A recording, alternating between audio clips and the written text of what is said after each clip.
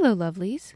You're listening to episode 19 of the Broken Enchantments podcast, written and read by Elizabeth Wheatley. That's me.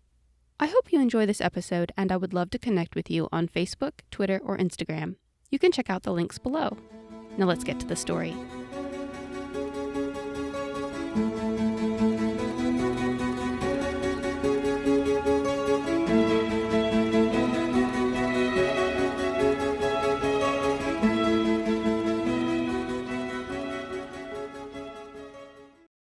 Lucan and his remaining warriors shoved the gate at the far end of the bridge.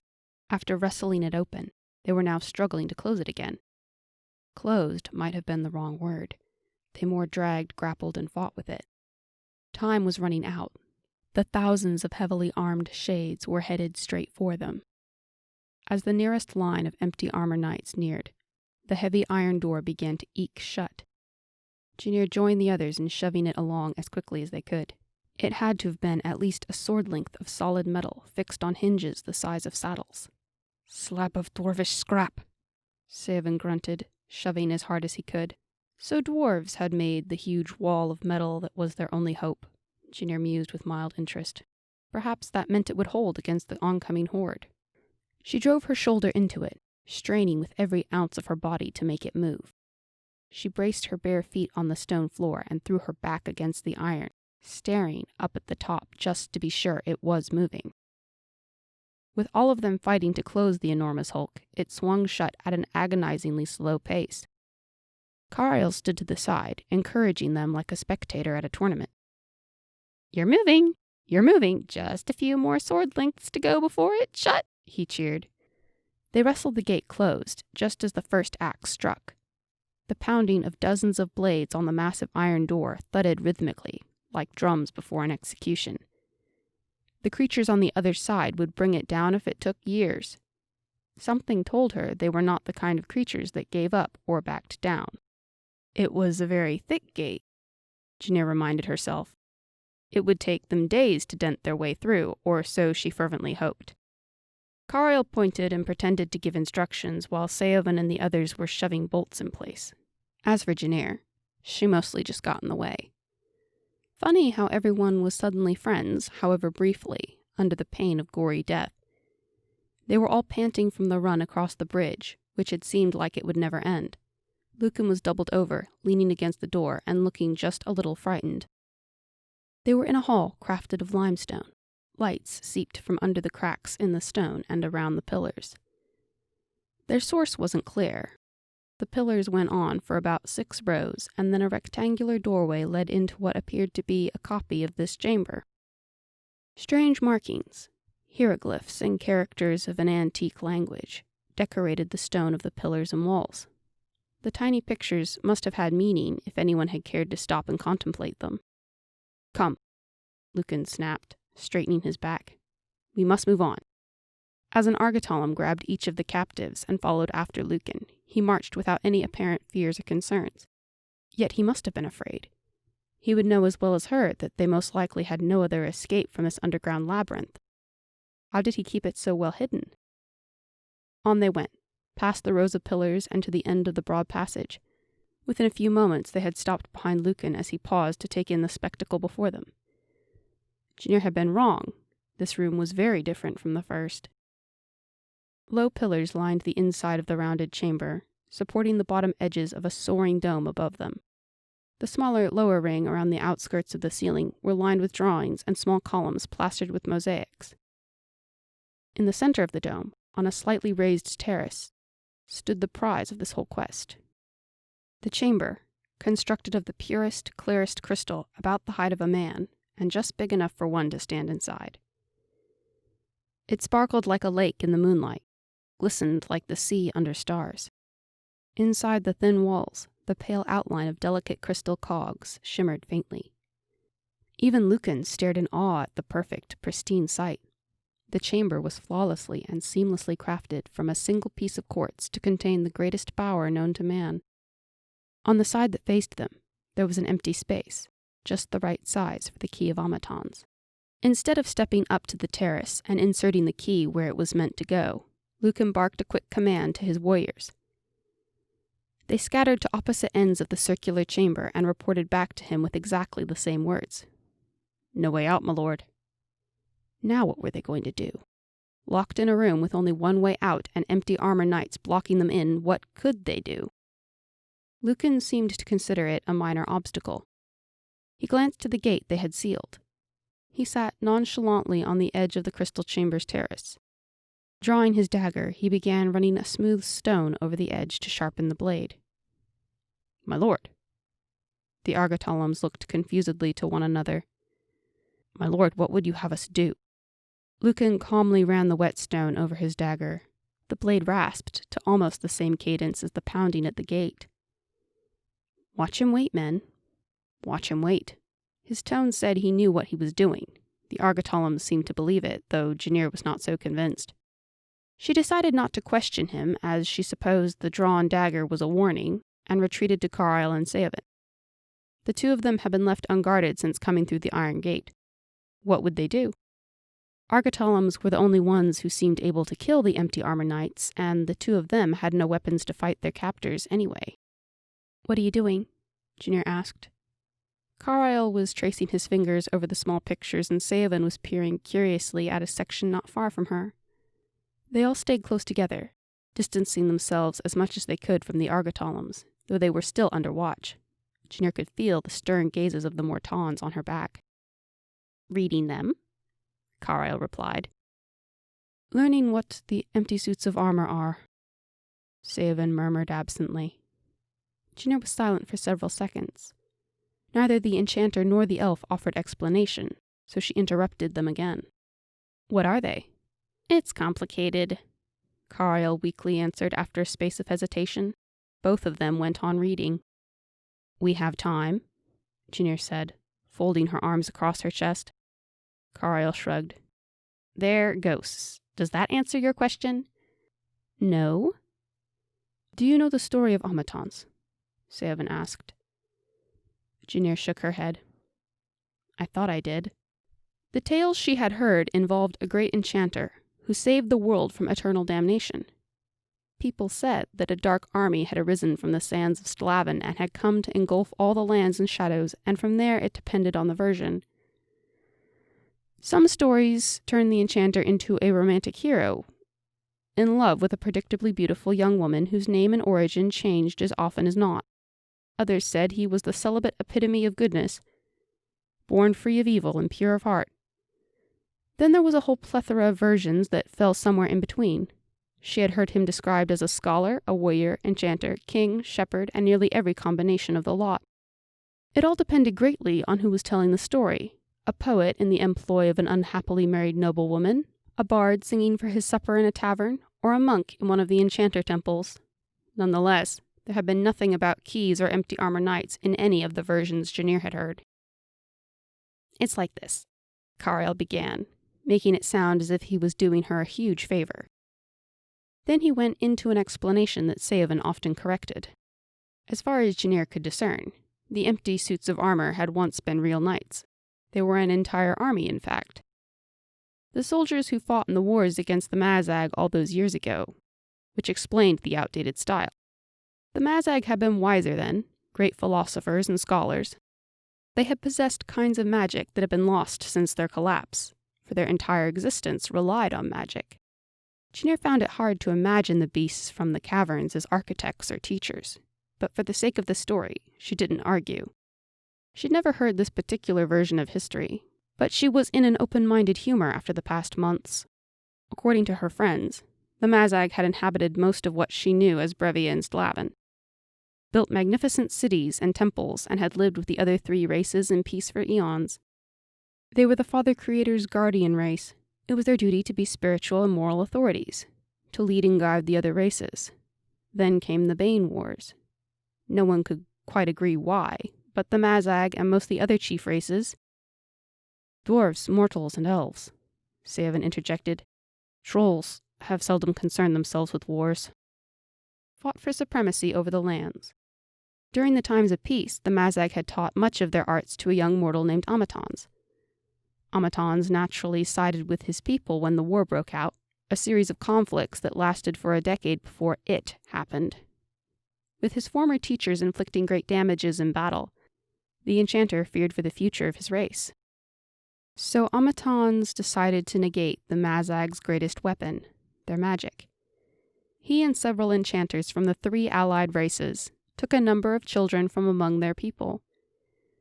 At Amaton's instruction, they conducted terrible and forbidden spells on these children, using instruments since destroyed, the Creon, Saoven supplied, to change them.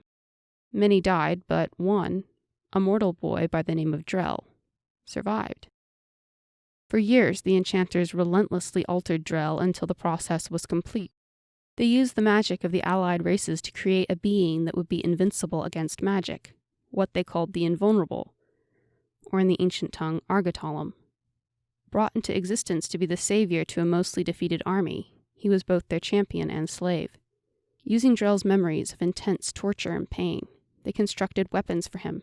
These they called the Karkaten, made from Drell's blood, the scales of a weirwarg, and the tears of a griffin, melted down into rods. This appears to be some manner of record, Saoven decided, highly detailed. This might even be the birthplace of the Invulnerables. It would have been a city in the Bane Wars. He looked pensive, touching a string of symbols at eye level. It's common knowledge amongst most enchanters and elves that Amatons and the other enchanters created the first Argotolum, but we have never been certain where. I never heard this story. Whether it was common knowledge or not, Janir's tutor, who had left several years ago, had never made mention of these particular tales, and he had been a notably thorough teacher. Armandius had seen to it that she had the best learning there was to be had. Karile wasn't interested in discussing the tale's obscurity. He plowed on with the story. Dismayed at the Mazag's behavior towards those they were supposed to protect, the Father Creator allowed Drell and Amatons to take away the Mazag's knowledge and wisdom and seal their magic in the chamber. After that, the Mazag were chased out of Brevia and into the caves and mountains to live as beasts, knowing that they had once had knowledge, that it had been taken away from them, and remembering that their own student's creation had been their downfall. They were to live in regret and shame for eternity. Realizing that someone would need to protect the chamber, Amatons imprisoned the souls of the warriors who had fought in the Bane Wars into their suits of armor and set them up in a guard temple. Amatons imprisoned the souls of the warriors who had fought in the Bane Wars into their suits of armor and set them up in a grand temple, where they would stay bound to protect it until the end of time, when the stars rained from the heavens. Amatons then disappeared. Some said he sailed across the sea where he felt that he was needed, but either way, he vanished from history. Then what happened? Janir pressed. What do you mean? I've told you. Karile was on the defensive for whatever reason. What happened to Drell? That is rather simple, Saoven interjected. The generals and kings had no use for him after the war and cast him out. He returned to the farmlands of his home, raised an impressive family of 13 children, and died in obscurity. You mean everyone just forgot him? Until 2 or 3 generations later, when it was discovered that all his children, grandchildren, and great-grandchildren had his same abilities, yes, Saoven confirmed. Why did that happen? Did Amatons intend for the trait to be hereditary? I believe it was just a quirk in the magic, and that he didn't even consider it, Saoven replied. Drell's children seem to have simply gained a version of his powers that was more potent and powerful than anything mankind had caused prior. You have so much to learn, Lucan muttered from his place on the terrace. Ignorant little thing that you are, he scoffed. Janir hadn't realized he could hear them, and from their quick glances, Saoven and Karile hadn't either. Janir found that the thought of facing inevitable death at the blades of empty armor knights granted her an undue amount of courage. And I will live to learn it, will I? She snapped. Of course. Lucan slid his dagger back into its sheath. And you will learn the rest of what was left lacking in your education, sister dear. With that cryptic statement, Lucan pushed off the terrace and went to converse with his men, leaving Janir confused and far from reassured. Lucan and his Argotolums ate something unrecognizable, the color of dirt with black flecks. It must have been bread. None of the other 3 were offered any, and none of them asked. Their group settled on the floor around the crystal chamber for an effort at rest. It seemed no one knew for sure what they should do now, despite Lucan's display of certainty. The stone was dusty with countless years of residue, and Karile sneezed like a cat in a flour mill. Saoven was across from her, sound asleep by appearances. But she suspected that he was just pretending to make her and Karile feel better. He looked more peaceful when he was truly asleep. The enchanter was undoubtedly deep in slumber. His usual porcine sounds caused Lucan to glare groggily at him from the terrace steps. She feared Lucan might do something such as throw that dagger, so she kicked the enchanter and he stopped. Janir couldn't close her eyes, even though they were heavy as bricks. The sound of the empty armor knights pounding on the gate kept her sharply awake. It was also uncomfortably luminous. For better or for worse, the lights never faded or changed, though it must still be dark above ground. A piercing, sharp noise rattled the air and shook the ground. Janir bolted upright along with everyone else to behold in terror a blade sticking through the iron door. Soon countless axes and swords were shoving their way through, making the hole in the door bigger and bigger. They cut through the iron as if it were tough leather or wood. What manner of magic endowed those weapons? Within seconds, the hole was widened enough to let a body through. A knight clattered to the ground, lay still for a moment, then rose forebodingly to his feet, and began marching toward them. The opening was still not large enough to let more than one through at a time, and the others were preoccupied trying to shove past one another, but that wasn't going to last. "On me," Lucan said calmly, drawing Janir's carcatan and motioning for his warriors to take up positions at his sides. Leaving his sister and the others behind, he strode decisively toward the shade. Saoven gathered Janir and Karile to the side of the room and edged them behind him. Janir peered over his shoulder nervously, afraid to watch and yet at the same time unable to look away. The knight seemed locked on her brother, holding a giant spear expertly with both hands. Lucan made straight for the creature and feinted to the right to draw the knight's attention. It worked. The huge hulk veered to the left to jab in Lucan's direction. As a distraction, one of the argatolums rushed the knight, aiming for the back of its neck with his carcatan. It took one swipe with a spear, and the man was lying on the ground gasping for air.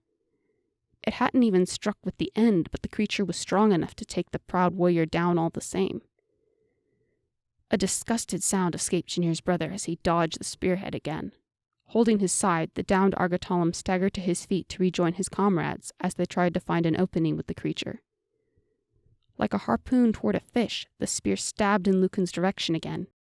He knocked it off course with his carcatan, and it embedded its tip in the stone. The knight spun around faster than he should have, and jabbed another argatolum in the middle of the chest with the butt of the spear. That argatolum went down without ever landing a strike, and laid still on the ground. Janir gasped in shock and horror, realizing that the fiend had just struck hard enough to stop a man's heart. Choking on fear, Janir watched Lucan repeatedly feint from side to side, dodging the head of the spear with a practiced precision. He was a good fighter. That much was clear. At the far end of the hall, more knights began trying to force their way through the cleft in the gate. Saoven edged her and Karile back further, as if it would do any good when the fiends came. Even if Lucan and his warriors managed to best the one that had already broken through, there were legions beyond that door. One of Lucan's Mortons dove at the knight this time to be met with a heavily armored elbow in the face. The force of the blow left him supine on the floor, staring up at the vaulted ceiling of the temple. Argatolums were great warriors, Janir knew that.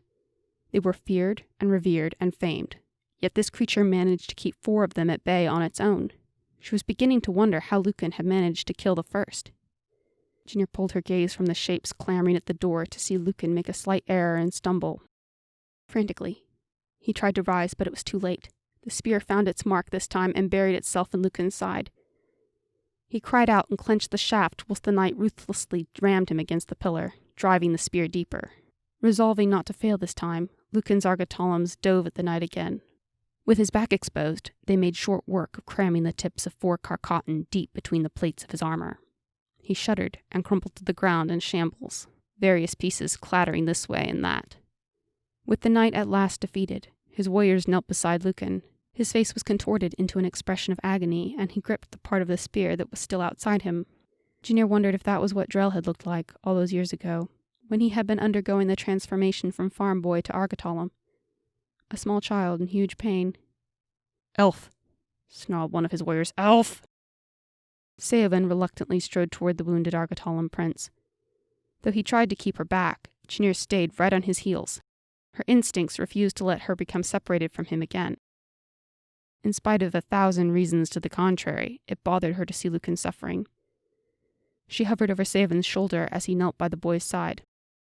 "It has gone deep," Saoven surmised, carefully examining the wound. "But I think it missed the main arteries and organs."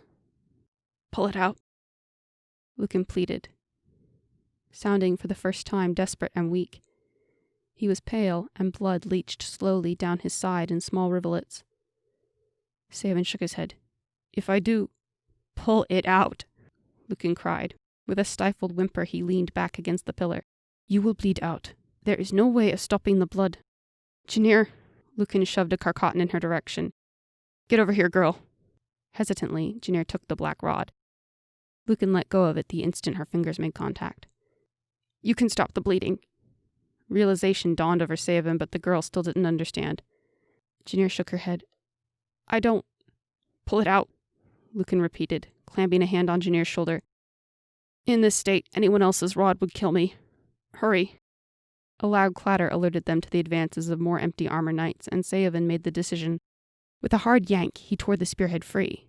For a moment, Janir saw the white of bones, before blood welled over the wound. Lucan gasped and cried out, his hand tightening like a vice on her shoulder. He squeezed her so hard, Janir wanted to scream herself. Saoven grabbed her wrist and drove the Carcottan deep into Lucan's wound, at least 3 inches. A shrieking wail split the hall along with the screams of Lucan. His Argatalan warriors leapt to hold him down as the harrowing wails rang through the hall. The sharp stench of burning flesh sliced into her nostrils. Janir wanted to stop. She ached to stop. The look of pure torment on Lucan's face was too much to bear, but Saoven held her hand in place. When she was finally allowed to pull away, Lucan was pale and breathing heavily, all but 2 steps from the grave. Janir shuddered and shook her head. "I'm sorry," she whispered. Ignoring her, Lucan staggered to his feet with the help of his Argatalans. He had remarkable resilience. Another knight was already fitting through the opening in the door, and Lucan was scrambling not to be near when it came through. Although he instinctively tried to shove her away, Lucan had to submit to letting Janir support his shoulder as he slowly trudged back to the other end of the crystal chamber. Perhaps it was guilt that drove her to help him. It felt like guilt. One of the other Argatalans supported Lucan as he picked up her second rod, which he had dropped when he was stabbed. She felt a flicker of resentment as he claimed it and thrust it into his belt. "Carcottan," her brother hoarsely barked. "Now!" The scorching glares of the other Argatalans warned what would happen if she didn't comply. Janir dropped the rod she held into his open hand. He snatched it and stuffed it alongside its twin, tanned face, turning a sickly shade of white. Janir found herself with the powerful urge to take the Carcottan back, but she waited for now. "Help him to the terrace," ordered the Argatalan warrior who seemed to have taken Kamak's place. Saoven obeyed, though probably more for Janir's sake than her brother's or any other Argatalans. As soon as Saoven was supporting Lucan's weakened frame, the Argatalan rushed to join his last remaining counterpart in meeting the oncoming wave of empty armor knights. They did not even need the command. Janir and Saoven reached the lower terrace of the crystal chamber, and they laid Lucan down gently, far gentler than he deserved. Karile and Saoven looked on with a kind of quiet disapproval. In the back of her mind, Janir remembered the things he'd done to her and other people. She remembered how cruel and ruthless he could be, yet she couldn't stand to see him suffer. Lucan submitted to her help with weakened resolve, still making sure he glared at her whenever he got the chance. Janir looked back at the empty armor knights. 6 of them had broken through now, and they were marching uniformly toward the Argatalans. They met with the shriek of Carcottan and the clang of metal. Within seconds, blood had been drawn. Drastically outnumbered, they didn't stand a chance. "Ideas, quickly!" Karile squeaked. "Climb the walls or play dead or something." "The chamber," Saoven said. "There must be some way to subdue them, yes?" "Lucan," Janir gripped his shoulder. "What do we do?" "I have failed," Lucan moaned. "I failed Lord Father. I failed my people." "What are we going to do?" Janir cast about in vain, trying to think of anything even remotely useful. "I failed," Lucan murmured. Janir glanced again to the increasing number of empty armor knights nearing them at a steady pace. Only one Argotolum remained on his feet, and he wasn't going to last long. Despite everything, his courage was undeniable as he faced certain death. His companions already lay dead in sickening piles of blood and limbs on the ground. Janir couldn't look, and she couldn't watch. "What are we to do?" she demanded, spinning on Karile. She expected him to have answers, or perhaps she was just looking for someone to blame. The enchanter had gotten them here. In a fair world, he should get them out. If only they lived in a fair world. "I don't know," Karile said, shrinking back as panic bled into his words.